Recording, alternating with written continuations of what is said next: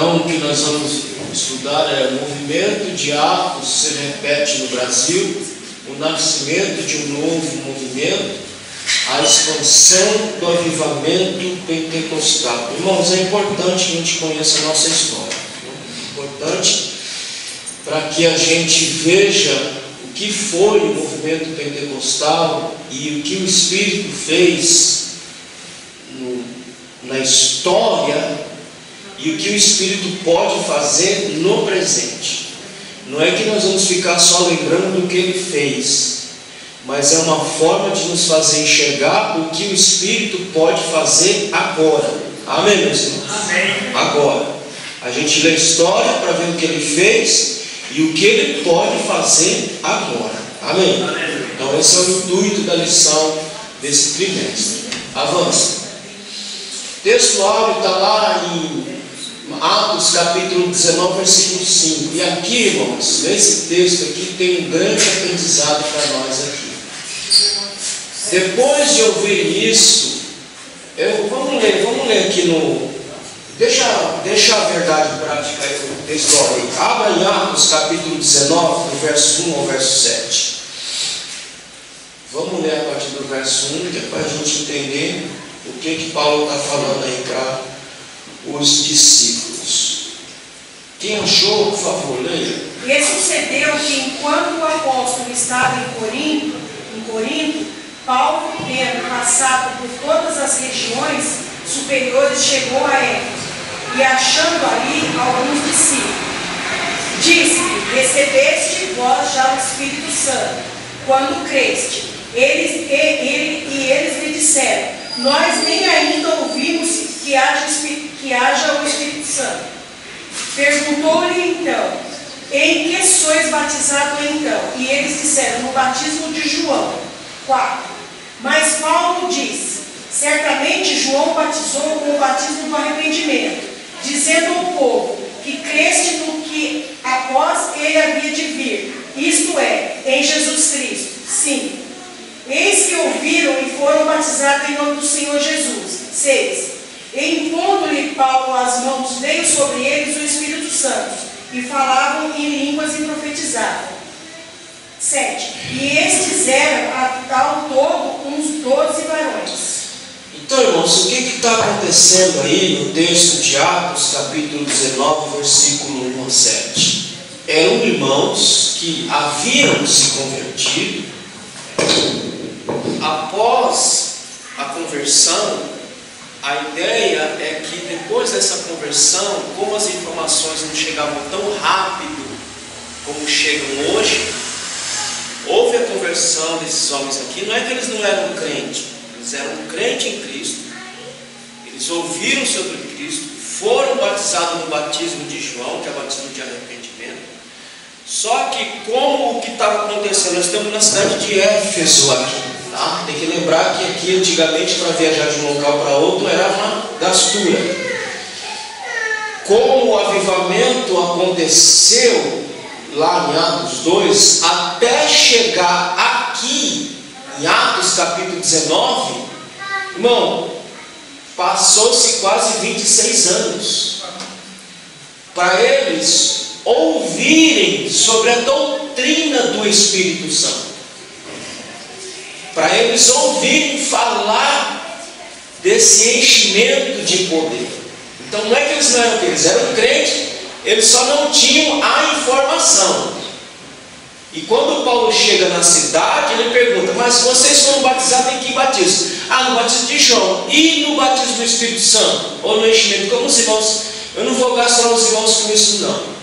Entenda como os irmãos quiserem. Batismo, enchimento, entenda como vocês quiserem. Aí Paulo vai dizer o seguinte: fala, mas vocês foram batizados aqui no batismo de João. Mas e no batismo do Espírito Santo? Desse nem nós nem ouvimos falar. Então, na verdade, o que está acontecendo? Eles não sabiam da doutrina. Então, quando Paulo chega lá, explica para eles a doutrina do Espírito Santo, do enchimento do Espírito Santo, aí então Paulo impõe as mãos sobre eles, e eles recebem a virtude do Espírito Santo, começam a falar em línguas e profetizar. Amém, meus irmãos? Amém. Então esse é o contexto desse capítulo. É isso que está acontecendo aqui. Não é que eles não eram crentes, eles eram crentes, receberam a mensagem, só não haviam recebido o que todo crente precisa, do revestimento. Mas o versículo 2 faz menção nele. 2. Versículo 2. Porque não foi usado a interrogação. Ah, sim, que ele faz a pergunta aí. Se eles tinham recebido o batismo ou não. E eles disseram, qual foi a resposta deles aí? Nós nem ainda ouvimos falar que haja o Espírito Santo. Então veja, eles não sabiam da doutrina. Porque nós estamos na cidade de Éfeso, nós estamos na Grécia. O evento aconteceu em Jerusalém. Coloca aí para mim, irmão, vê aí que esse detalhe eu esqueci de ver. Qual é a distância? Quantos quilômetros tem da cidade de Éfeso para a cidade de Jerusalém? Vê no Google aí, pesquisa para mim a distância aí. Então, não é, por exemplo, não é como você sair, por exemplo, eu tenho vontade de um dia ir cultuar lá na igreja Assembleia lá da Paraíba, do pastor José Carlos de Lima. Pegar uma segunda-feira, que é culto de doutrina, culto de ensinamento deles lá, e sair daqui e ir para lá. Eu posso fazer isso a hora que eu quiser. Aliás, se eu tiver dinheiro, né? Eu posso fazer. Ou eu posso ir de carro, eu posso ir de ônibus, ou eu posso ir de quê? De avião, que eu chego mais rápido. Eu não sei quantos deve, sei lá quantos quilômetros tem daqui na Paraíba. É longe. É longe, né? Olha aí, meus irmãos, olha aí, quase 1000 quilômetros da cidade de Éfeso para Jerusalém, quase 1000 quilômetros. Nós estamos falando de uma época que não tinha carro, não tinha transporte, não tinha nem jumento para eles andar. Então como é que o cara vai fazer tudo? Paulo fazia esse troço tudo aí na caminhada, a pé, andando, de cidade em cidade. Então quase 1000 quilômetros. Então o que aconteceu lá em Atos, lá em Jerusalém, para chegar aqui em Éfeso demorou 26 anos. Hoje eu pego um avião, vou para Paraíba, faço lá, assisto o culto, volto embora.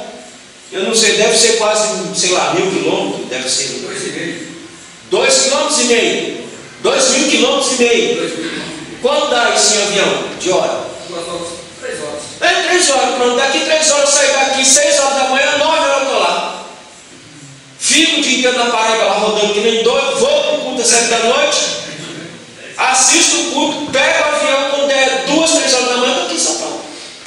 2.000, agora vai andar 2.000 quilômetros para tu ver lá na Paraíba. Então as informações chegavam muito tarde.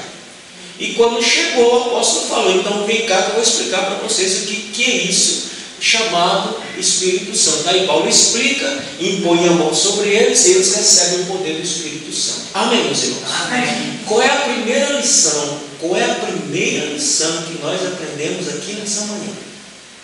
Eu falei isso domingo passado.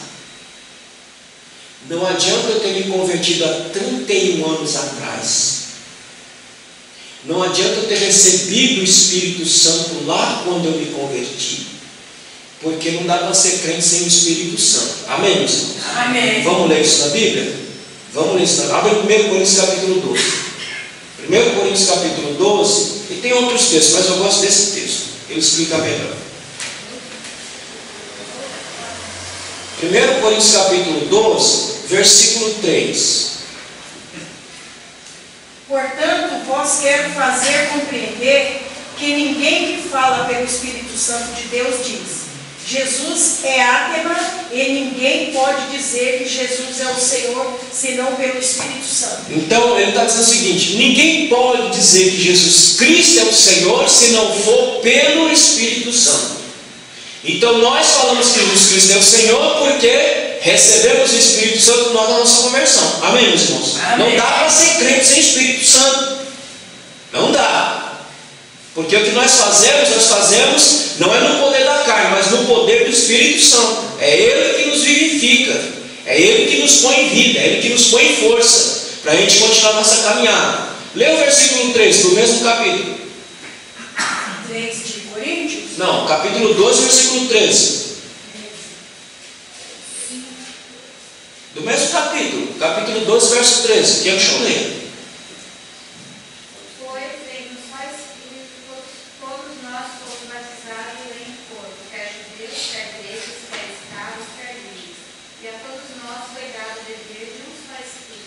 Quando é que nós bebemos desse um só Espírito, irmão? Na nossa conversão.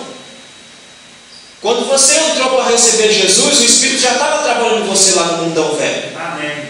Ele não começou a trabalhar quando você entrou aqui. Ele começou a trabalhar quando você estando lá fora. Ele começou a trabalhar convencendo você que você é um pecador, que precisava de Jesus e confessar seus pecados. Então lá fora o Espírito Santo já começou a trabalhar na sua alma. E aí você entrou aqui com sua alma já quebrantada e recebeu o Espírito, recebeu a salvação, porque o Espírito já estava em você. Abra em Efésios capítulo 1 e versículo de número 13. Olha o que Paulo fala em Efésios 1, 13. Em que também vós estáis depois que ouviste a palavra da verdade. Qual é a palavra da verdade? O evangelho da vossa salvação. E tendo nele também crido, foste selado com o Espírito Santo da promessa. Então, quando eu recebi Jesus, ali eu fui selado. Ali eu recebi o Espírito, porque sem ele não dá para ser crente. Verso 14: o qual é o penhor da vossa herança. Os irmãos sabem o que é penhor? O que é penhor, irmãos? Quando você coloca uma joia no penhor. Quando você entrega algo para penhorar, para pegar um capital. Mas o que isso quer dizer, penhor? Garantia. Garantia? Penhor é uma garantia, certo? Por exemplo, você vai comprar um carro, você vai comprar um terreno. O banco diz: qual é a garantia que você vai me dar que você vai pagar o terreno? O que você faz? A própria casa. Se eu não pagar, vocês tomam a casa. Então o penhor é uma garantia de que você vai pagar aquela dívida. Olha o que Deus está dizendo aqui no versículo 14: o qual é o penhor da nossa herança, para a redenção da possessão adquirida, para louvor da sua glória. Ele está dizendo: olha, a garantia de que eu vou salvar vocês, a garantia de que eu vou voltar para levar vocês comigo para a glória, é o meu Espírito Santo. Então, você quer ter certeza que de fato ele vem buscar você? Ele já te deu o penhor. Ele já te deu a garantia de que ele vai voltar para buscar a sua igreja. Qual é a garantia? O Espírito Santo que habita em nós. Amém, meus irmãos? Amém. Aqui tudo tranquilo? Pronto. Só que esse primeiro momento, irmãos, você não pode achar que lá 31 anos atrás eu já recebi o Espírito, está tudo resolvido. Não, não está tudo resolvido, não. Porque como eu falei, não sei se foi aqui, se não foi em algum lugar, o problema não é receber, o problema é você manter o que você recebeu. Amém, meus irmãos? Amém. É a mesma coisa, se você ganhar na Mega Sena, pode ganhar 300 milhões na Mega Sena. Qual é o difícil? Você ganhar ou manter? Manter. É manter, meus irmãos. Não, você pode até ganhar, mas e manter? É difícil. Você não vê as histórias? Você pega na internet lá, você pega a história de gente que ganhou milhões e milhões na loteria, nesse jogo todo aí, e o cara está mais pobre do que antes. Por quê? Porque ele ganhou, mas não soube manter o que ganhou. É a mesma coisa. Isso aqui se aplica na vida espiritual. O problema não é Cristo ter derramado o seu Espírito lá quando a gente recebeu. O problema é manter a chama acesa. Esse é o problema. Não é receber. Você veio, ele já manda. É manter a chama acesa. Fala, Marcos. Irmão, o exemplo que o irmão está falando, até me perdoe, em nome de Jesus, foi sobre os talentos. Sim. Ele foi, né? Pronto. Pegou os talentos de acordo com, né? Pronto. Quando ele voltou, ele... Uns multiplicou. E o que recebeu um? Todos ganharam. Todos. Mas e o que recebeu um? Ele enterrou. Digo, vou enterrar, porque possa ser que esse nenhum receba. O que o dono voltou? Falou: você é um mau servo. Porque todos multiplicaram. Eu dei e multiplicado o que eu dei. Eu te dei e você não multiplicou. Então o Espírito não pode ficar enterrado dentro da minha alma, da sua alma, irmão. Você tem que manter a chama acesa. Você tem que buscar a graça de Deus. Você tem que buscar o revestimento de Deus todo santo dia. Isso não vem de graça, isso não vem à toa. Isso vem com uma busca diária e constante na presença de Deus. Amém, meus irmãos? Amém. Tudo que nós vemos aqui em Atos, que nós vamos dizer, pode avançar aí. Ele quer fazer em nosso meio. Agora a gente não pode ficar como os discípulos de João. Não, eu recebi o batismo em nome de Jesus, eu recebi. E agora? E o Espírito disse, não, eu recebi também. Mas e agora? Não, agora eu estou guardando aqui para mim.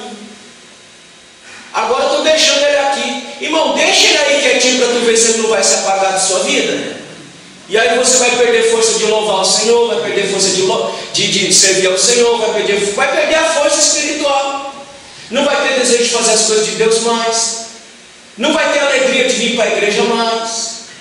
Não vai ter desejo de se colocar diante do Senhor. Se você não manter a chama acesa, ela vai se apagar. É o que está acontecendo aqui com os discípulos. Não, a gente já ouviu falar de Jesus, recebe o batismo, mas esse Espírito Santo a gente não sabe nem o que é. Aí Paulo vai e ora e eles recebem. Agora o que eles têm que fazer? Manter a chama acesa. Mesma coisa. Nós recebemos, agora nós temos que manter a chama acesa em nome de Jesus. Amém, meus irmãos? E nem também, pastor, de alimentar os pobres com o pão da vida, né? Que é Jesus, a palavra, né?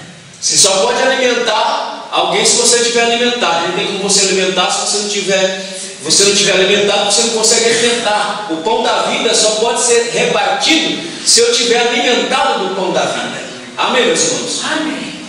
Então a doutrina do batismo no Espírito Santo, da virtude do Espírito, como os irmãos querem entender, do enchimento, como os irmãos querem entender, é para hoje. E é para hoje e é para ontem. Para ontem. Tem irmãos que só sabem que é a experiência da salvação, mas não sabem que é a experiência com o Espírito Santo, da virtude, do poder de Deus, de sentir a chama arder dentro de sua alma e suas carnes tremer da graça e da misericórdia do Senhor. Eu não vou perguntar, não vou pedir para você levantar a mão se você teve essa experiência ou não. Você busque ela. Se você não teve, busque. E se você teve, mantenha ela acesa, para que toda vez que você dobrar o seu joelho, você sinta as suas carnes tremer da presença de Deus, para que Deus use você na obra dele. Irmão, sem a virtude não dá para fazer a obra. Amém? Amém. Não se faz a obra de Deus sem o poder de Deus.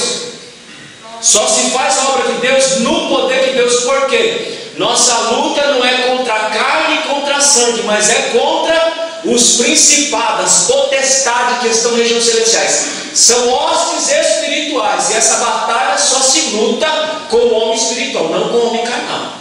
O homem carnal pega essa batalha, mas o homem espiritual, revestido do poder de Deus, ele luta e vence em Cristo Jesus. Amém, meus irmãos? Amém. Então busque essa graça. Verdade prática.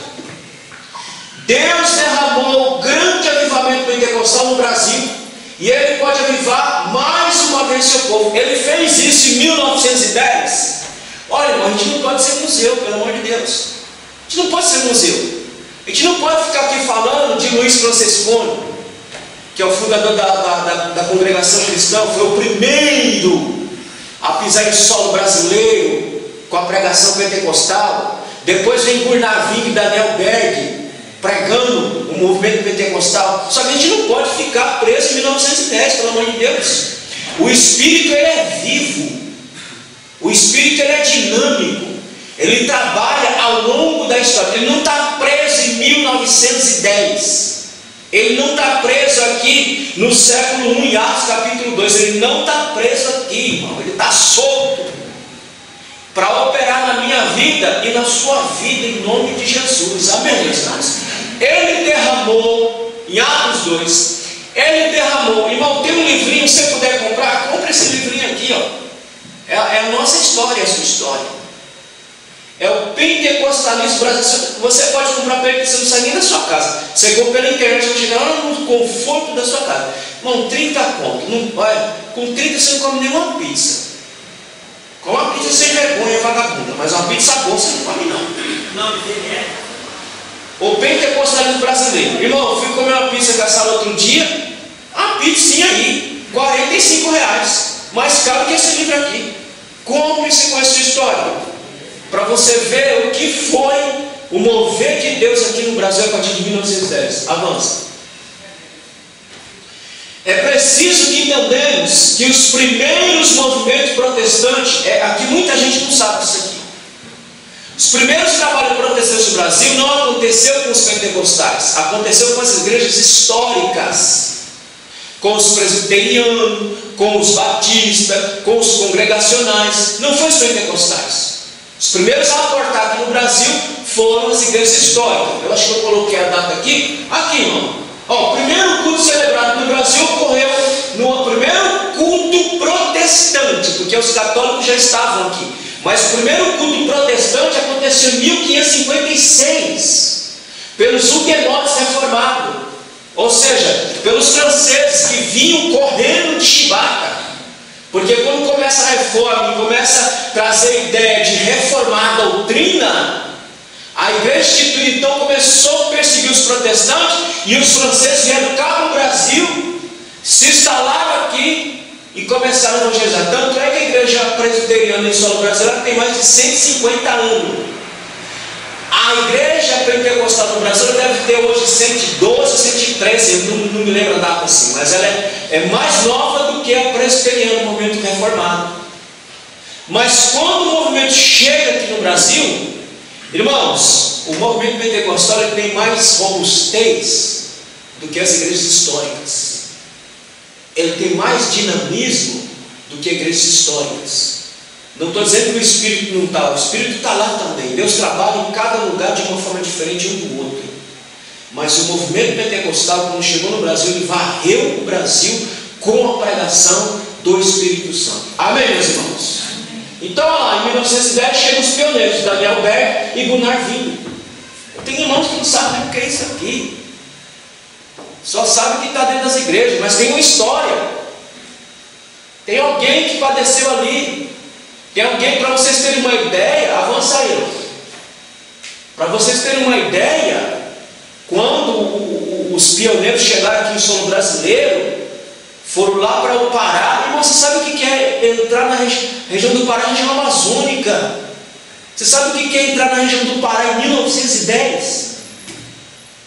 Não tem condição de vida boa, não tem transporte, doença tropical de todo jeito, mas os caras saem lá da América, 1910, o país já estava desenvolvido, e vem para o Brasil, um país atrasado, e se enfia no coração do Brasil, cheio de doença, cheio de coisa, e começa a pregação pentecostal. E não pensa que foi fácil, não. Hoje nós estamos aqui na bênção, microfone, banquinho, né?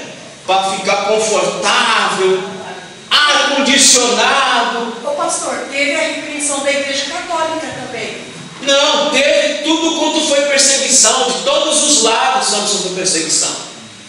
Da igreja católica, da própria igreja protestante, mas eles não pararam, continuaram pregando o evangelho e virou o que virou o movimento pentecostal no Brasil hoje. Um dos maiores movimentos pentecostais do mundo está aqui no Brasil, porque o mover do Espírito agiu na vida desses homens e os levou a fazer o que nós desfrutamos hoje em nome de Jesus. E eles vieram com divina revelação também, né, pastor? Sim, vou chegar lá. Eles participaram de um culto de um cidadão. Deixa eu ver se eu lembro o nome dele aqui. Ele está aqui no livro. Deixa eu ver se eu consigo lembrar o nome dele. Eu não tenho como passar toda a história para vocês. Qualquer dia desse eu pego só um dia, só para falar dessa nossa história. De um cidadão chamado William Howard Durham. Os dois, Daniel Berg, foram participar do culto desse cidadão. E lá, por divina revelação, Deus usou esse Durham e falou para os dois: vocês vão para o Brasil e vocês vão para uma região chamada Pará. Irmão, eles nunca tinham ouvido falar de Pará, não sabia nem o que era isso. Aí foram identificar lá no mapa o que era Belém do Pará. e vieram parar aqui em Belém do Pará, fazer a obra de Deus. Agora, irmão, vê se uma pessoa dessa não tem que estar cheia do Espírito Santo. Como é a mesma coisa que Deus chega aqui e fala para você: ô fulano, qual é a região mais carente aqui do nosso país? É a região Nordeste. Fulano, sai daqui e vai. O senhor está onde lá, Renato? Como é o nome da cidade? Euclides da Cunha. Ô fulano, sai daqui, mas não é para ir para Euclides da Cunha, não. Sai daqui e vai para o sertãozão da Bahia. A Caatinga para o Pai Nada. Pronto. Vai lá para o sertãozão da Bahia, bem do sertão, longe da capital, 1000 quilômetros. Vai lá, pregar lá, fazer obra lá. Um calor da miséria, água lá no centro metropolitano tem. Mas vai dar uma chegadinha lá para o sertãozão para tu ver como é que é a água de cacimba, de poço. Quando tem, né? E chuva. Chuva lá, o povo está que nem a música do Cidadão. É que nem caviar, nunca vi. Coisa rara. E de comer? Farinha, cacto, calango. Você vai, irmão. Você olha, São Paulo, Sudeste, tem tudo aqui. Tem hospital, tem mercado, tem farmácia, tem tudo aqui. Eu vou sair daqui para me enfiar lá naquele fim de mundo, nada. Mas, irmão, se você estiver cheio do Espírito Santo, você larga tudo e vai fazer a obra de Deus. Por isso que eu digo, irmãos, cada um de vocês aqui é servo de Deus. Amém? Amém. Cada um de vocês aqui busca fazer a vontade do Senhor. E nenhum de vocês sabe quando é que Deus vai solicitar vocês. E o dia que Ele solicitar vocês, vocês têm que estar prontos para dizer sim. E para dizer sim, você tem que estar cheio do Espírito Santo. Porque se você não estiver cheio, você vai dizer não. Então, irmão, encha-se da graça de Deus. Porque você não sabe nem o dia, nem a hora que Ele vai buscar a igreja. E você não sabe nem o dia e nem a hora que Ele vai solicitar você. E a hora que Ele solicitar você, você tem que dizer sim. Ah, irmão, isso não vai acontecer, você não sabe. Você não sabe quais são os planos de Deus para a sua vida, ou você sabe? Ou Ele te revelou? Até onde eu sei, irmão, Deus não revela os seus planos na totalidade para nós. Ele vai revelando por partes, que é para não espantar o cliente. Porque se Ele revelar o plano na totalidade, irmão, nós caímos fora. Como Ele não revela em partes, então nós vamos nos enchendo, e à medida que Ele vai revelando, nós vamos falando sim para a glória de Deus. Então se encha dessa graça em nome de Jesus. Pentecostes entre os salvos. Em Mateus 19:2, Paulo faz a pergunta: quando vocês creram, vocês receberam o Espírito Santo? E responderam: nós nem mesmo sabíamos que existe o Espírito Santo. Avança, eu expliquei essa parte. Nesse texto, de 1 a 7, Paulo verifica que os discípulos que estavam ali já tinham tido a experiência salvífica, mas precisavam agora receber um revestimento para o serviço cristão, irmãos. É isso. Eu preciso estar revestido para servir. Você precisa estar revestido para servir. Se você não se revestir dia a dia, o desânimo vai entrar. O desânimo vai entrar. A falta de coragem vai entrar, irmão, vai entrar. Tenha certeza do que eu estou falando. Se você não buscar, irmão, não é buscar vir aqui. Aqui só é parte do que você faz na semana. Só é parte. Quando você vem aqui na igreja, você só faz vir fazer aqui o que você já faz durante uma semana.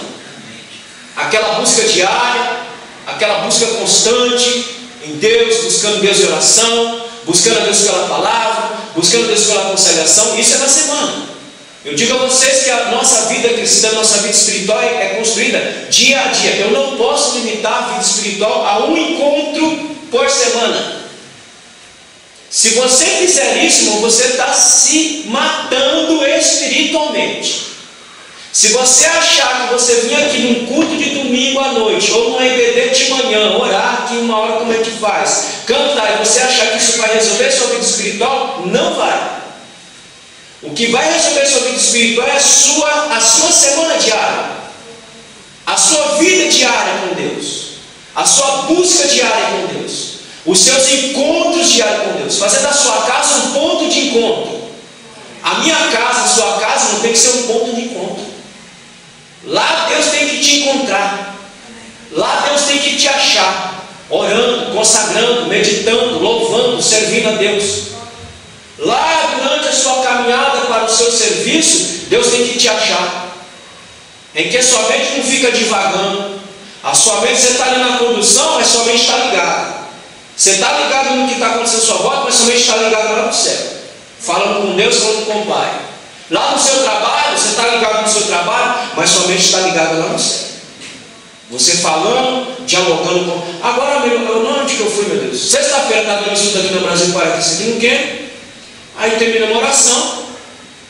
Aí no final do culto o pastor pediu para nós orarmos para um pastor, para a família do pastor, que na sexta-feira, agora nessa semana, o homem morreu soterrado. Olha, ele saiu da casa dele de manhã para trabalhar e morreu soterrado. Então você não tem que estar em contato com o seu Cristo todo dia, toda hora? Porque você não sabe o que você vai ser chamado. Ah, não, eu vou lá quando eu for na igreja. Não, irmão, é uma construção diária, todo dia, toda hora, todo instante, todo momento. Paulo disse que nós temos que estar ligados 24 horas. 1 Tessalonicenses, leia aí alguém. Capítulo 5, versículo 17. Capítulo 5, verso 17. Orai sem cessar. Pronto. 24 horas ligado, no ar. Você não vai ficar 24 horas de joelho. Quando você estiver sumando de joelho, você está de joelho. Mas e quando você estiver lá no seu dia a dia? 24 horas. Mente ligada. Mente ligada. Mente ligada na palavra. Leia a palavra, irmão. Eu já falei a vocês, irmão. Quem não quer ler a palavra, irmão, eu dei a vocês um aplicativo de graça. 66 livros da Bíblia. Você está indo trabalhar, irmão, você pode estar indo trabalhar ali com o seu fonezinho de ouvido para não incomodar ninguém, que é até proibido no trem hoje. O seu fonezinho de ouvido, você está lá ouvindo a palavra de Deus até você chegar no seu trajeto. Irmão, quando você chegar no seu trabalho, tirar o seu fonezinho e começar a sua atividade, você pode ter certeza que a sua mente vai estar transbordando da palavra e tu vai passar o dia pensando naquilo que tu ouviu durante o trabalho do seu serviço. E quando você volta, faça a mesma coisa, bota lá o seu fonezinho de ouvido e vem ouvindo a palavra. Você chega na sua casa, tirou o fonezinho, você está fazendo suas coisas, você está pensando na palavra. Quando você vai orar, irmão, nós temos que orar com a palavra. Com a palavra. Você tem que orar com a palavra. Você vai lembrar daquilo que você ouviu. Falar, Senhor, o Senhor falou na sua palavra lá. O Senhor falou que se eu orasse, eu cresce, você está orando com a palavra. Então você tem que estar ligado 24 horas em Deus, irmão. 24 horas buscando e se enchendo da graça de Deus, porque você não sabe a que hora você vai ser solicitado por Deus. Então precisamos entender que todos nós carecemos ser revestidos do Espírito Santo. Para quê? Para servir ao Senhor em todo tempo. Porque nós somos chamados para servir, cada um de nós. Ninguém aqui diz, eu sou fraco de banco. Não, Senhor. Todos nós aqui fomos chamados para servir. Uns de um jeito, outros mais. Fomos chamados. Ou para orar, ou para falar. Nós somos chamados para fazer alguma coisa na obra de Deus. E para fazer alguma coisa na obra de Deus, tem que estar revestido, irmão. Tem que estar cheio do Espírito. Moça, você já se imaginou?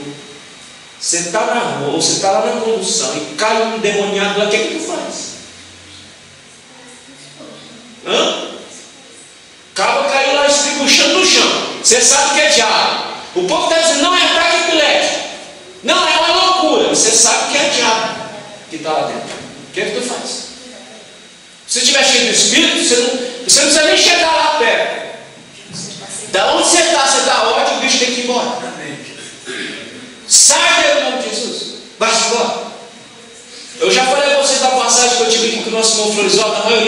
conheceu, era evangelista da casa, de uma passagem que estava ele, o evangelista Edilson, nós fomos lá para Piracicaba, e chegamos lá, eu e Edilson dando a ficar bandolando, comendo, enchendo o bucho, a farra para cá, parecia que nós estávamos numa festa, eu e Edilson, o dia inteiro, para lá e para cá dos irmãos, visitando os irmãos, enchendo o bucho.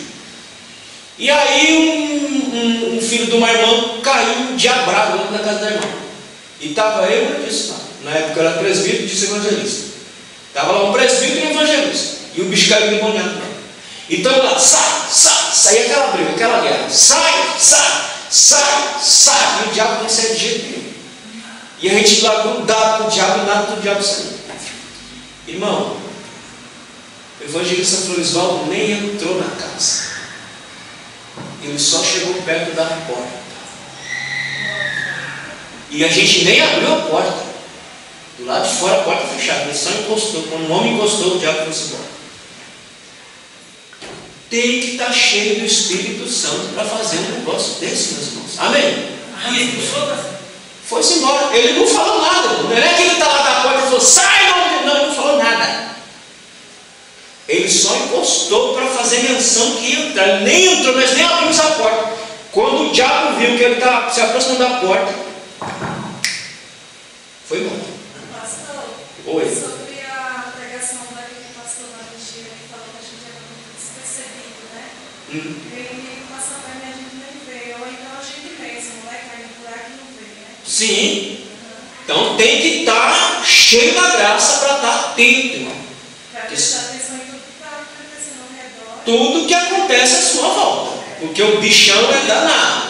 Se você der uma vacilada, ele gruda no seu pescoço. Então, se encha da graça de Deus em nome de Jesus. Avança.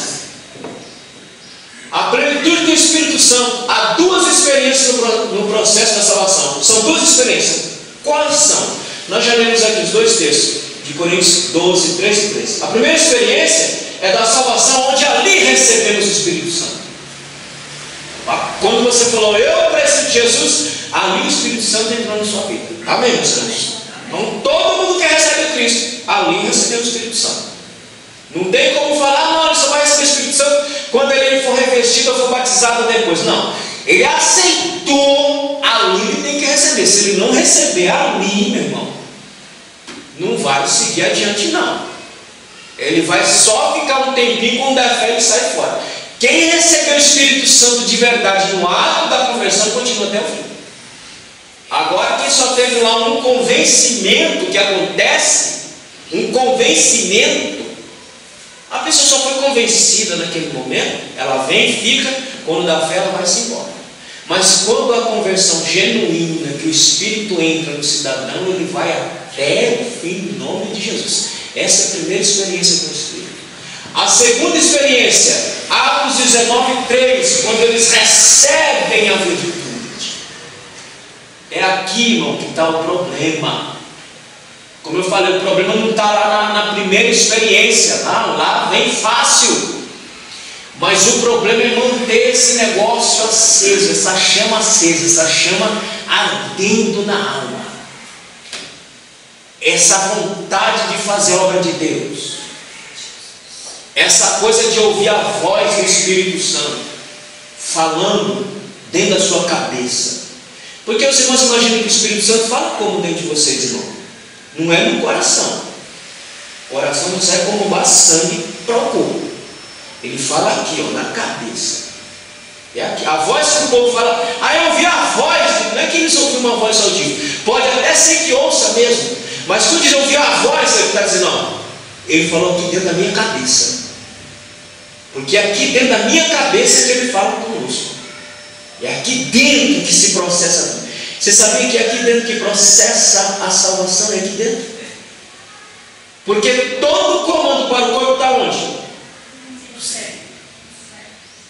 É aqui que está aquela coisa imaterial chamada alma.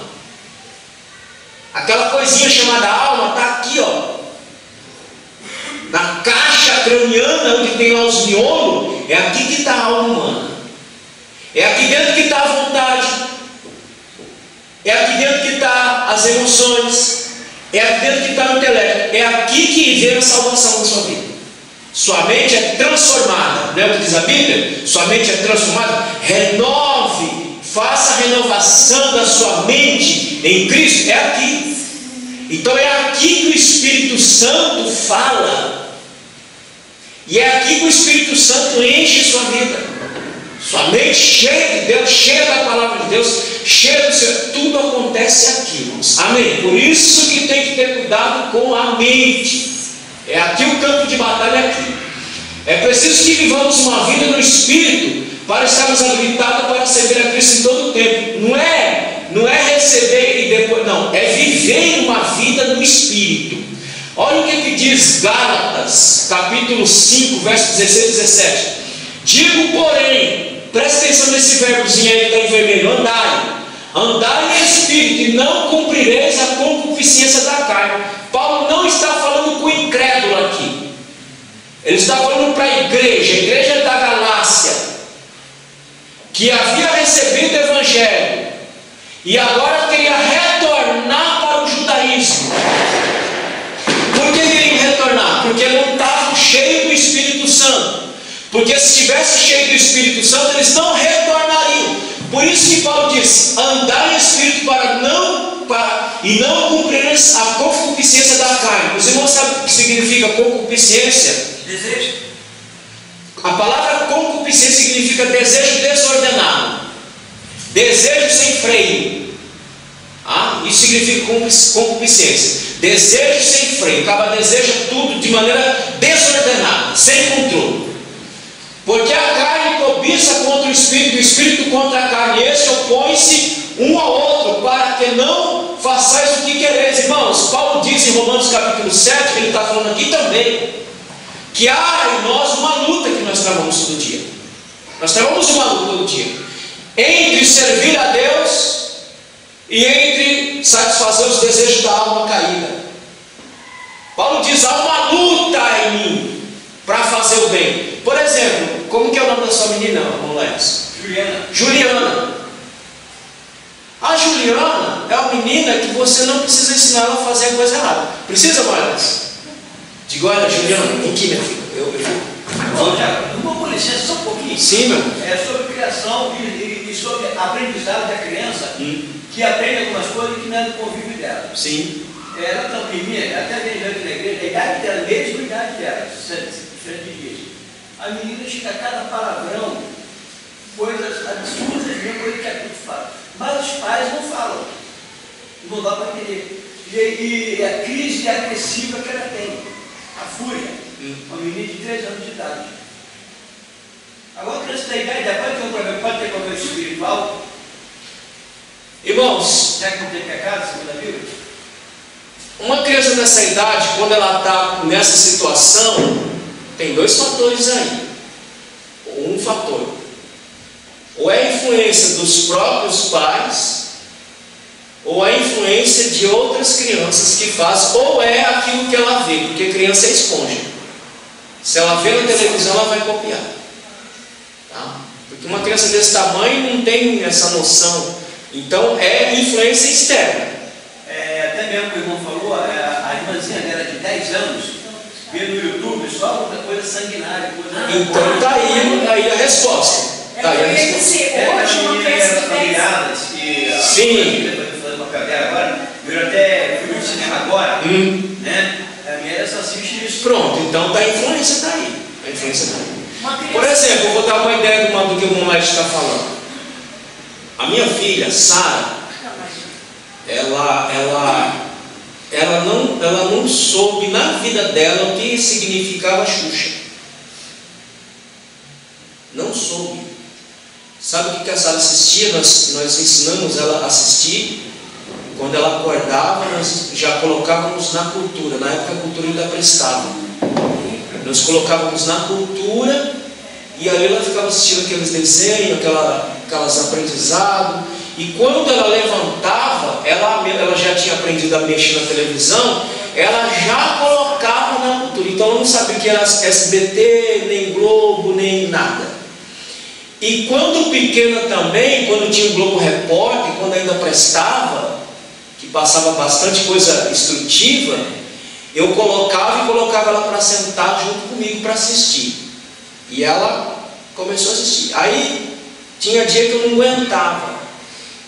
E aí eu ia deitar, ela ficava lá assistindo o Globo Repórter. Então, a criança ela é influenciada. Ela é uma esponjinha. É a mesma coisa, irmãos.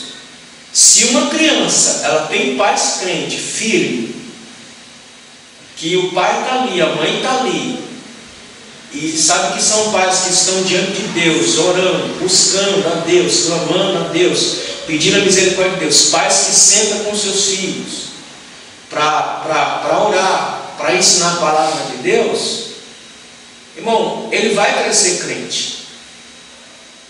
Ele pode até chegar ao meio da vida que ele desvia, mas ele vai saber, se eu morrer agora eu vou para o inferno, porque ele veio de um lar que ensinou isso, que se ele morrer naquela situação ele vai padecer.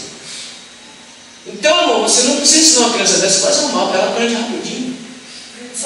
Mas e o bem? O bem na frente. Aí você tem que ensinar. Ó, filho, você tem que fazer a coisa certa aqui. Você não pode fazer isso. Você não pode agir assim. Você tem que fazer. Então a criança, ela aprende o mal rapidinho. O bem você tem que ensinar. Mas o mal não.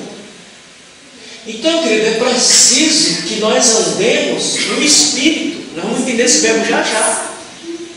Para nós aprendermos a fazer a obra no Espírito. Porque para fazer na carne não precisa ensinar a gente não. Isso aí a gente sabe fazer sem ele ensinar. Agora, para fazer a obra no Espírito, a gente precisa estar no Espírito para ele nos ensinar a fazer a obra no Espírito e não no poder da carne. Amém, meus irmãos? Portanto, que ninguém precisa ficar espantado, nem apavorado quando você tiver problema na vida com os filhos do diabo. Eles vão só fazer aquilo ali, mas você não. Em relação aos que fazem mal, qual é o conselho da Bíblia? Qual é o conselho da Bíblia? Aqueles que te fazem mal. Vamos, meus irmãos, qual é o conselho da Bíblia? Orar por eles, pastor. Sim, orar por eles e que mais? Ela dá mais um conselho. Fazer o bem. Isso. Fazer. Não pague o mal com o mal, mas pague o mal com... Porque se você fizer isso, você aplaca a ira do seu inimigo. Você aplaca a ira do seu inimigo e o seu inimigo vira o seu amigo. Ou pelo menos você traz ele para Cristo. Agora, para isso, irmão, a gente tem que estar o quê? Temos que estar cheio da graça de Deus, do Espírito de Deus, para que possamos fazer a obra de Deus. Amém, meus irmãos? Amém. Então se enche, avança. Então ele diz que nós temos que andar. Então qual é a ideia?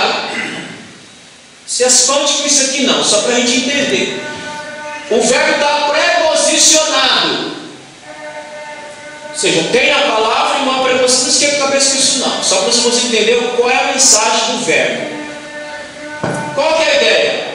Devemos andar em conformidade com a vida do Espírito.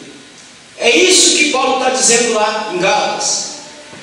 Nós temos que andar em conformidade com a vida do Espírito. Para eu andar em conformidade com a vida do Espírito, eu preciso que ele esteja na minha alma, na minha vida. Amém, meus irmãos? Eu preciso que ele esteja na minha cabeça, para ele controlar a minha ação, para ele controlar a minha vida, para ele controlar as minhas palavras, para eu aprender o que é andar. Porque o pessoal pergunta, o que é andar no Espírito? Só vai saber o que é andar no Espírito quem estiver cheio do Espírito. Porque quem não estiver cheio não tem como. Como é que tu vai andar? Você não sabe. Você só pode saber o que é andar no Espírito se você estiver cheio do Espírito. Aí ele vai me ensinar a andar no Espírito. Quer que eu dê uma mostra para vocês? Eu dou. Abra em Gálatas. Capítulo 22. Ali é o andar no Espírito. Gálatas capítulo 5, versículo 22. O que diz aí, Paulo? Mas o fruto do Espírito é caridade. Pronto, aí.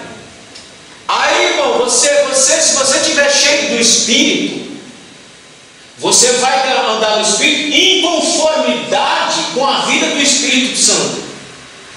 E andar em conformidade com a vida do Espírito Santo é o que está aqui em Gálatas capítulo 5, versículo 22 e outros textos correlatos. Aí você vai entender. Aí você vai andar conforme o Espírito. Aí a sua vida vai ficar mais fácil.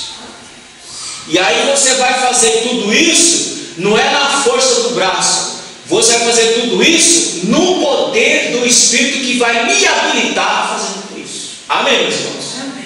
Por exemplo, dá para você evangelizar se você não tiver no Espírito? Não dá, irmão. Se o camarada vir para te dar um tapa na tua cara, o que tu vai fazer?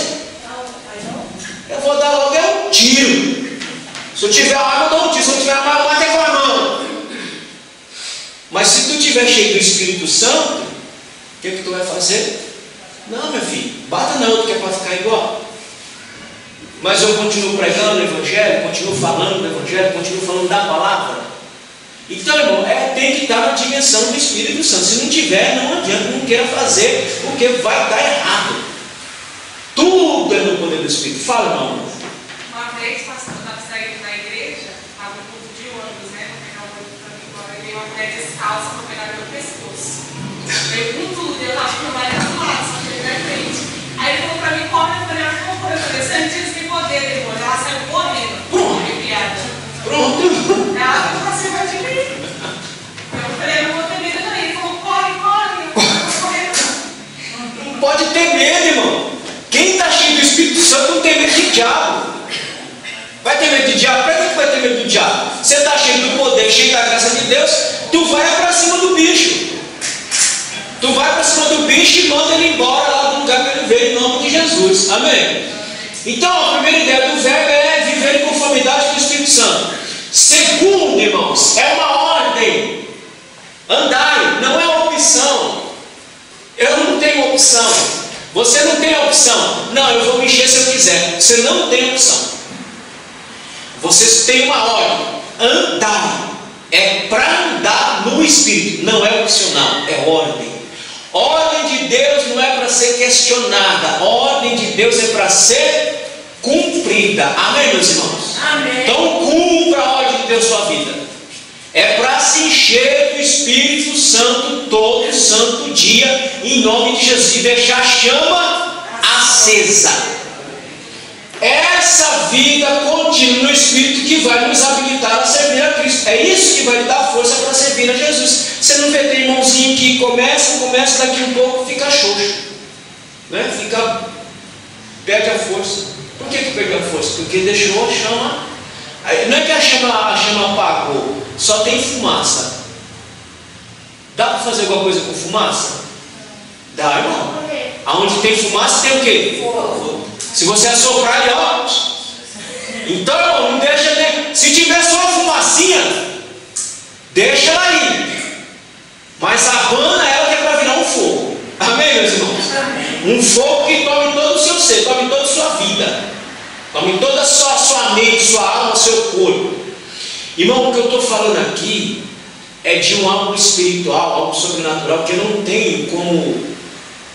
Por mais que eu tente exemplificar, eu não consigo. Tem como animar, né, irmão? Não tem como eu fazer um desenho aqui, ó. Ó, irmão, o que eu estou falando é isso aqui, esse aqui. Não tem como. É uma experiência. É só quem já teve, né, pastor? É só quem tem. O Evangelho não é cabeça, não é só cabeça, irmão. Irmão, eu para dar essa aula aqui hoje, eu fechei a loja, eu subi minha salinha, e ela só eu comecei com um livro, daqui a um pouco tinha uns 10 livros na minha mesa, só para falar para vocês hoje. Agora vem cá, se eu ficar só com a racionalização, vocês acham que eu vou conseguir dar aula? Eu posso até conseguir, mas o objetivo que eu quero não alcanço. E o objetivo que eu quero para alcançar, só o Espírito pode fazer por meio de cada palavra que sai da minha boca para a sua mente. Para lhe convocar você para pensar durante o resto do seu dia e dizer, não, é isso aí mesmo, eu quero isso aí. Eu quero ser consumido no poder de Deus. Irmão, o crente tem que querer ser consumido pelo poder de Deus, irmão. Irmão, quando começou o movimento pentecostal no Brasil, quando começou o movimento pentecostal no mundo, a história relata que quando as pessoas recebiam a graça de Deus, o poder de Deus, elas não aguentavam nem ficar em pé. Nem em pé elas conseguiam ficar. Os irmãos estão vendo isso aí que está acontecendo nos Estados Unidos? Já está virando idolatria já. Virando idolatria. Pode ser que Deus começou a mover lá, mas agora já virou idolatria. Mas, irmão, o que Deus quer fazer na minha vida, na sua vida, é te derramar tanto poder na sua vida que você não se aguentar ficar em pé, cair prostrado diante do rei. Fala, meu. Esses aspectos também, pastor, depois vem logo as evidências também. Sim. Quais são as evidências? A manifestação dos dons do Espírito Santo. Você orar e curar, porque o Evangelho é Evangelho de poder. É Evangelho que vem com manifestação gloriosa, com manifestação poderosa do Espírito Santo na vida dos crentes. Ô, irmão, você não deseja orar por alguém e ver aquela pessoa ser curada na tua cara? Um paralítico que está lá na cadeira de rodas, você orar, o cara saindo andando na tua frente. Ou você está lá na sua casa, lá está lá alguém moribundo lá, quase morrendo. Você orar, aquela pessoa sai levantando e glorificando. Você não tem essa graça, esse desejo na vida? Senhor, eu quero ser consumido pelo teu poder. Eu quero ao levantar das minhas mãos para orar, o Senhor movimente as águas. O Senhor faça maravilhas, o Senhor faça prodígios. Porque, irmão, tudo isso está para mim e para você. O detalhe é, nós temos que buscar. Se nós buscarmos aqui, se cada um de vocês estão aqui essa manhã, colocar isso na cabeça, eu quero saber o que é isso que esse pastor tanto fala, porque ele não consegue desenhar, ele não consegue exemplificar, ele diz que só dá para viver. Então peça isso, você vai entender o que eu estou falando. Eu não tenho como exemplificar, como diz o Laércio, não tenho como exemplificar esse trem, não tenho. Você só pode saber quando você vive essa experiência poderosa, experiência gloriosa na sua alma. Aquela graça fluindo dentro de você, aquela alegria, aquele impulso, aquele desejo pelas coisas do Senhor, só dá para viver isso, não dá para exemplificar para você. Amém, meus irmãos? Então, meu convite aqui para você, busque a Deus. Busque a Deus com toda a alma, com toda a sinceridade, e você vai ver a graça de Deus sendo derramada sobre a sua vida. E Deus fazendo de você um instrumento poderoso nessa terra, em nome de Jesus. Para que o nome dele seja glorificado. Fala, meu Deus. Essa palavra que eu avança. Jesus já nos deu, né? Do que, meu Deus? Curar os enfermos, expulsar demônio. O que nós precisamos está na posse. Sim, precisamos nos apropriar da palavra que já foi dita. Ele diz: estes sinais seguirão aos que nós cremos, irmãos. É por isso que nós chamamos uma igreja pentecostal, porque a igreja pentecostal ela crê nas manifestações, nos dons do Espírito, na graça de Deus. Nós cremos nisso. E se nós cremos nisso, nós buscarmos em Deus, Ele vai dar isso para mim e para você, em nome de Jesus. E aí nós vamos ter uma igreja notória no bairro de São Roberto. O que Deus quer fazer nas igrejas é ela ser notória. A sua casa vai ser notória lá no bairro que você mora. Sua casa vai ser visitada. Olha, outro dia eu estava cheio de diabo. Tinha diabo até pelas orelhas na minha vida. Mas aí eu fui ali na casa da irmã ali, do irmão ali, rapaz. Eles fizeram uma oração ali que os demônios foram embora e entrou uma paz na minha alma, que eu estou sentindo essa paz até agora. Olha, não, eu quero ver se o bairro não vai acortar lá na sua casa. Se não vai toda hora ter alguém lá desesperado, pedindo oração, clamando ao Senhor. a sua graça e a sua misericórdia. Amém, meus irmãos? Amém. Diga, meus irmãos. Eu mesmo tive uma experiência agora nessa viagem para a Bahia. A gente fomos na casa de uma família que Deus falou antes de eu ir, que era para fazer uma visita e orar, né? Sim. E aí eles são bem assim, de costas, né? E aí tava as babás, tava a empregada, tava todo mundo. E aí eu chamei para orar, assim, eu vi todo mundo na sala. E eu orei, corri de pegada nas mãos, e orei, me inclinar. E aí eles falaram, meu Deus, que oração poderosa, a gente todo mundo se arrepiou, né? E aí agora essa semana eu falei com ela falou assim, nossa, todo mundo ficou impressionado com a oração que você fez e a gente quer que você venha novamente. Falei para ela assim, Deus vai preparar, porque eu não vou assim de qualquer maneira, eu só vou quando Deus se prepara. Mas Deus mandou eu ir aí orar para Deus abençoar vocês e repreender o mal. E em 2018 a gente foi nesse mesmo lugar e o esposo dela estava com a enfermidade que ia ter que fazer uma cirurgia e Deus tocou na gente para orar ali mesmo na farmácia e ele não precisou fazer a cirurgia. Amém. Isso é para a glória do Senhor, né? Então, meus irmãos, é isso. É isso que Deus quer fazer na minha vida e na sua vida. Nossos cultos têm que ser impactantes, meus irmãos. O culto tem que ser impactante. Tem que ser impactante para você, tem que ser impactante para quem entra aqui. Mas é uma construção. Um passarinho sozinho não faz verão. Eu sozinho não posso fazer isso. Mas com o corpo da igreja reunido, nós podemos fazer desse lugar um lugar impactante, que a Isabel só de colocar o pé ali já sai abençoado em nome de Jesus. Mas é uma construção que cada um de vocês deve fazer na casa de vocês, no dia a dia de vocês, para quando chegar aqui no culto, haja um culto pentecostal com o poder, com a graça de Deus e com as evidências da manifestação. Porque o poder de Deus ele tem que ser evidente. Só tem que ver na tua cara, estampado o poder de Deus. E na vida dela também, em nome de Jesus. Amém, meus irmãos? Amém. Pode estar uma frieza espiritual se abatendo em tudo quanto é lugar. Mas nós da luz divina não vamos deixar a chama apagar em nome de Jesus. Porque nós estamos esperando o Rei da Glória. E para esperar o Rei da Glória, a chama tem que estar acesa e bem acesa, pegando fogo. Amém, meus irmãos? Amém. Chamados por Deus. Deus, em sua soberana vontade, usou Daniel Berg, Burnavinho, missionário sueco, para trazer o avivamento pentecostal no Brasil. Já expliquei isso aqui. Avança, já expliquei. Vamos embora. O nascimento de um novo movimento, a pregação do avivamento. A pregação pentecostal causou incômodo nas igrejas históricas. Porque quando Daniel Berg e Burnavinho vieram para o Brasil, eles eram da Igreja Batista. A Igreja Batista é uma igreja histórica, uma igreja tradicional. Não, irmãos, os irmãos têm que entender o seguinte: não é que as igrejas históricas não acreditam no Espírito Santo, eles acreditam no Espírito Santo, senão não tem nem igreja. O que eles não acreditam?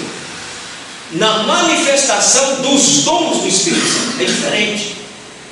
Mas isso não é condição para a salvação. Condição para a salvação é fé e obediência em Cristo Jesus. Amém, meus irmãos? Mas no pacote vem esse presentinho para nós, da crença na manifestação dos dons do Espírito Santo. Amém? Amém. Então nós irmãos batista, presbiteriano, se forem fiel até o fim, serão salvos também, porque eles não creem na manifestação como nós. Então quando eles vieram para o Brasil, eles eram dessa igreja e tiveram um problema, porque eles foram avivar, eles receberam o enchimento do Espírito ou batismo, como queiram, quando tiveram contato com Durra, e vieram para o Brasil trazer essa mensagem, e tiveram problema lá. E tendo problema, tiveram que sair da igreja que eles estavam para abrir o movimento. Eu não sei, eu não me esqueci agora, as assembleias não começou com esse nome, acho que ela começou, se eu não me engano, Movimento da Fé. Era esse o nome das assembleias. Movimento da Fé, depois que mudou para a Assembleia de Deus. Mas eles vieram para cá, tiveram um problema por conta da manifestação dos dons, porque eles vinham à igreja não, tiveram que sair, e aí começam os problemas. Tem essa senhora aqui, a irmã Celina Albuquerque, membro de uma dessa igreja histórica, dessa igreja batista que eu estou falando. Ela foi a primeira mulher em solo brasileiro Santo ia falar em línguas estranhas em solo brasileiro. Ninguém sabe disso, né? Todo mundo pensa que no Pentecostes começou aqui, começou com a zomarada. Mas não foi. A primeira pessoa em solo brasileiro a receber o dom do Espírito foi essa mulher, essa senhora chamada Celina Albuquerque, membro dessa igreja, que depois sai, ela e mais uns 9 ou 17 pessoas, saem e montam uma igreja, porque já não podiam mais ficar na igreja batista. Amém, meus irmãos? Que o fogo se alastrou em nome de Jesus. Vamos embora. Avança, estou terminando já. Aí o que aconteceu? Essa igreja que eles estavam, fizeram uma reunião para decidir: vamos aceitar ou não?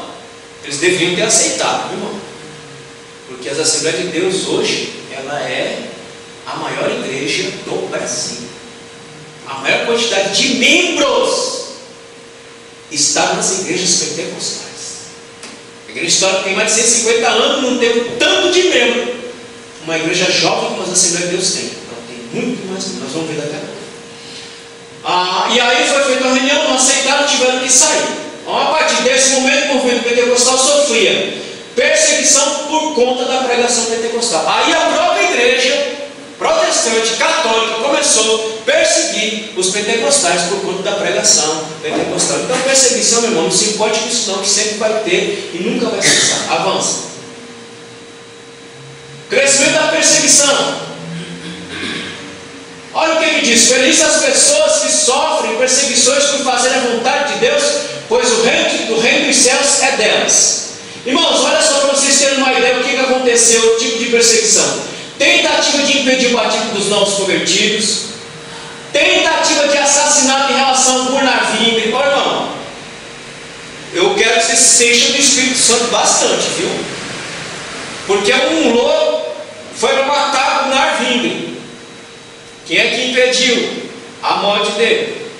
A irmã Celina Albuquerque se meteu na frente dele e evitou o assassinato. Ô irmão, se enche do Espírito Santo, pelo amor de Deus. Se entrar alguém aqui para me matar, alguém se entra na frente aí, irmão. Você acha que aquela mulher entra na frente de uma faca, irmão? Para proteger o outro? Quando ela viu o cidadão perto do navio para esfaquear, ela pulou na frente. A pessoa dessa não tem que estar cheia do Espírito Santo? Porque se não tiver, meu irmão, digo, é melhor a família dele chorar do que a minha. Mas quando a gente está cheio, a gente faz em nome de Jesus. Lá na cidade de Mosqueiro, interior do Pará, a igreja em que eles estavam ali cultuando, foram apedrejados. As pessoas estavam no culto lá, cultuando, e o povo começa a tacar pedra dentro.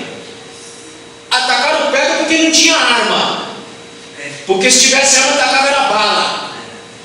Como em algumas regiões aqui da América do Sul, onde o tráfico é forte, manda. Por exemplo, o missionário da Miranda foi fazer um evento, se não me engano, na Colômbia, em ar livre, e ali a guerrilha mandou bala para cima. E o povo, cada um se protegeu de um jeito, mas ninguém correu, todo mundo ficou ali. Não tem que estar cheio do Espírito Santo? Tem que estar cheio do Espírito Santo, senão não faz um trem desse não. Avança. Cura divina. Então, mesmo diante de perseguição, de peia, de tudo, o Espírito estava movendo e trabalhando na vida de Gunavim e Daniel Beck, da igreja que nascia ali em Pará. Avança. Olha os relatos de cura que tinha ali. Paralítico que também não falava foi curado e passou a frequentar os cultos. Uma criança com febre moribunda foi curada. Um senhor que tinha uma hérnia há 9 anos foi curado. Olha, irmão, 1910. A hérnia, você vai para o médico e vai lá e opera. Em 1910, no Pará, condição difícil. Mas foi curado. 9 anos com hérnia foi curado. Um homem que padecia com febre, todo o corpo inchado, foi curado. Uma criança ressuscitou. Tudo isso no poder do Espírito Santo. Amém, meus irmãos? Amém. Isso não é para ficar guardado na história, irmão. Isso não é para a gente ficar relembrando a história. Isso é para ser vivido nos nossos dias em nome de Jesus. É para a gente orar e o povo ser curado, é para a gente expulsar demônio e o povo ser curado. É para orar para o monte, se Deus tiver um propósito ali, levantar e sair andando. O povo pode sair correndo, mas você fica ali porque você sabe que foi obra de Deus ali. É para esse período, é para nós. Pedro diz que essa promessa é para vós, para vossos filhos e para tantos quanto vão vir. Ele já estava vendo nós aqui. Nós no século 21, essa promessa é para nós também. Esse fogo é para nós também. Esse Espírito é para nós também. Em nome de Jesus. Amém, meus irmãos? Então havia uma manifestação plena do Espírito Santo no início do movimento. Tudo isso, irmão, para confirmar a pregação pentecostal que está lá em Marcos capítulo 16, versículo 20. Avança, irmão. A expansão do movimento pentecostal, o modelo centrífugo. O que é esse modelo centrífugo? A igreja, ela ia buscar as almas. Irmão, nós não podemos ficar aqui orando para que as almas venham. A ordem é para que nós saiamos para buscar essas almas. E para fazer isso, precisamos estar revestidos do poder de Deus, irmão. A igreja, para o crente, ela serve para você se encher de Deus, para você enfrentar o seu dia a dia. O que vocês vêm aqui fazer domingo pela manhã, orar, ouvir a palavra, vão vir no culto à noite, orar, receber a graça de Deus, é para a semana. É para você lá no seu dia a dia, para você fazer a obra de Deus lá no seu dia a dia. Então o modelo para nós aqui é centrífugo, ou seja, é de dentro para fora. É daqui que o poder vem e nós levamos para fora para aqueles que precisam de Jesus também, em nome de Jesus. Amém, meus irmãos? Só de você dar um abraço em alguém, esse alguém tem que testificar. Irmão, irmã, eu te abracei no céu, aconteceu um negócio em mim que eu senti tanta paz na minha vida que eu nunca senti na minha vida. Nunca aconteceu isso com vocês? Dá um abraço em alguém e a pessoa testificar: rapaz, eu senti tanta paz, minha vontade era ficar agarrado no tudo. Porque só faz isso se nós estivermos cheios da graça e do poder de Deus. Amém, meus irmãos? Avança. Um crescimento acentuado. O pentecostal brasileiro tem seu crescimento pelo seu trabalho evangelístico entre as pessoas no trabalho de discipulado. É evangelização e ensinamento. Avança. Olha só, nós somos hoje, contado com 42 milhões de evangélicos. Católico sempre é um número maior. Mas nós somos 42 milhões de evangélicos no Brasil. E aqui eles botam todo mundo no balaio. Aqui não faz diferenciação entre históricos e pentecostais. Todo mundo entra no balaio. Então somos uma força poderosa no Estado brasileiro. Isso censo de 2010. Eu não sei o de agora. O único que nós temos é esse, por enquanto. De 2010, 42. Deve ser mais, amigo. Quero crer que deve estar beirando aos 50 milhões ou mais. Nas visitas do IBGE eles estão perguntando a nossa crença. Porque precisa entrar lá para a gente saber quantos somos hoje no Brasil. Avança. E eu termino aqui. As igrejas pentecostais em 2000, as Assembleias de Deus, 47,5% da população. 2010, 48,50% da população brasileira faz parte da Assembleia de Deus. Nós somos em 240 milhões, depois você faz a conta e saber quantos milhões da Assembleia de Deus no Brasil. Outras igrejas evangélicas, 13,30 em 2000, 23,20, aí a gente entra no balaio, tá? Dessa contagem. Universal do Reino de Deus, 11 em 2000, 11,90. Em 2010, 7,40, caiu. Mas irmão, veja que olha só, veja que com 11% da população que a Igreja Universal conseguiu fazer. Em 40 anos de história, com 11% da população fazendo parte dela, olha o que essa igreja fez. Olha o que essa igreja tem de patrimônio. Ela tem redes de televisão e rádio da Universal, com 11%. Igreja Quadrangular, 7,40 em 2000, 2010, 7,10. A Deus e Amor, olha só, irmão, 4,40. Em 2000. Agora caiu para 3,30 em 2010. Só com uma partezinha da população, olha o que esse povo consegue fazer. Olha só. Maranata, isso aqui é pouco conhecido essa igreja. Tem uma aqui na região do Itaim. 1,60, 1,40. Então, querido, olha a força que nós temos no Brasil hoje, de igrejas pentecostais no Brasil hoje. Só as igrejas pentecostais no Brasil hoje deveriam estar fazendo uma diferença enorme na sociedade, no bairro, onde ela está nascendo. Minha mensagem para você essa manhã, dessa lição de hoje, querido, que você se encha da graça de Deus. Que você busque a Deus constantemente. E a chama que foi acesa, se tiver uma fumacinha, assopra para pegar fogo de novo. Não deixa nem a fumaça desaparecer, porque se a fumaça desaparecer, indica que não tem mais nem possibilidade de pegar fogo de novo. Se tiver fumaçando, assopra para virar brasa viva, em nome de Jesus. Você já viu, você sabe o que é uma brasa viva? Quem sabe o que é uma brasa viva? Não sabe o que é brasa viva? Sim ou não? É o carvão lá, irmão, o carvão. Quando você pega o carvão que está vermelho, buído de fogo, é brasa viva. É aquilo ali que Jesus quer fazer da gente. Ele quer fazer a gente brasa viva, em nome de Jesus. Amém? Deus abençoe.